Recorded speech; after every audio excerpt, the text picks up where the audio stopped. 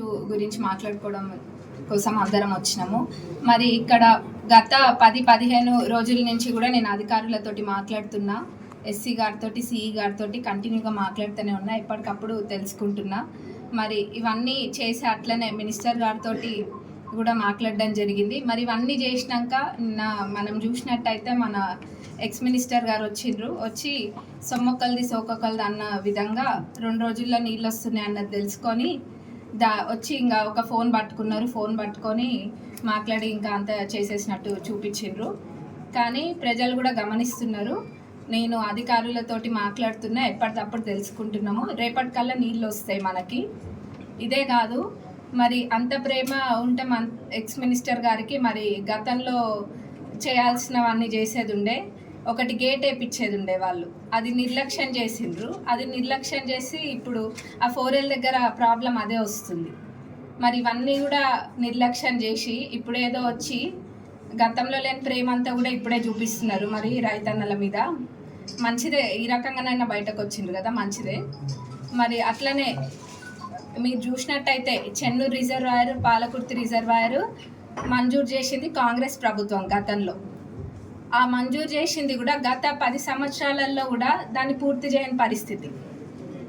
అప్పుడు అంత ప్రేమ ఉంటే మరి ఆ 10 సంవత్సరాలలో దాన్ని పూర్తి చేసి ఉంటే చాలా బాగుండేది, రైతులకు కూడా చాలా లాభం జరిగేది దాని ద్వారా. ఆనాడు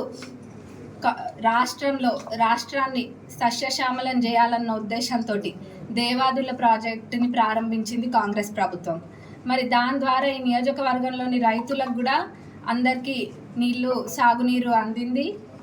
అది కూడా గమనియాలి. రైతులని కాపాడుకునే ప్రభుత్వమే కాంగ్రెస్ ప్రభుత్వము. మరి ఏదో అధికారులతో మాట్లాడనట్టు లేకపోతే ఇంకేం పట్టించుకొని విధంగా ప్రచారాలు ఆపితే బాగుంటుంది. ఇవన్నీ మానేసి మనం ప్రజలకు ఏ రకంగా ఉపయోగపడాలో ఆలోచించుకోవాలి. మరి ఎప్పుడు అయినా కానీ కాంగ్రెస్ ప్రభుత్వము రైతన్నలకి అండగా ఉంటుంది. మరి నీళ్ళు కూడా నేను చెప్పిన విధంగా రేపు వస్తున్నాయి. మరి టెంపరీ సొల్యూషన్సే కాదు, పర్మనెంట్గా ఏ విధంగా అయితే మా నియోజకవర్గంలో, మా పాలకుర్తి నియోజకవర్గంలో ఏ విధంగా చేస్తే పర్మనెంట్ సొల్యూషన్ అనేది ఉంటుందో అవన్నీ కూడా నేను అధికారులతో మాట్లాడుతున్నా.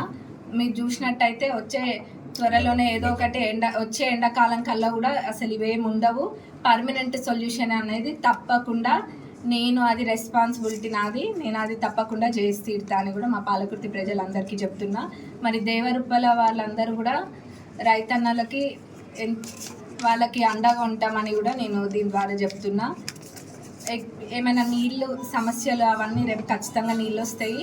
మరి క్షమించాలని కూడా రైతన్నలందరినీ కోరుతున్నా. అది మన తప్పు కాకపోయినా వాళ్ళందరి రెస్పాన్సిబిలిటీ కూడా నాది కాబట్టి నేను ఆ బాధ్యతను తీసుకొని క్షమించాలని కోరుకుంటున్నా. రేపు నీళ్ళు తప్పకుండా వస్తాయని మాటిస్తూ సెలవు తీసుకున్నాను.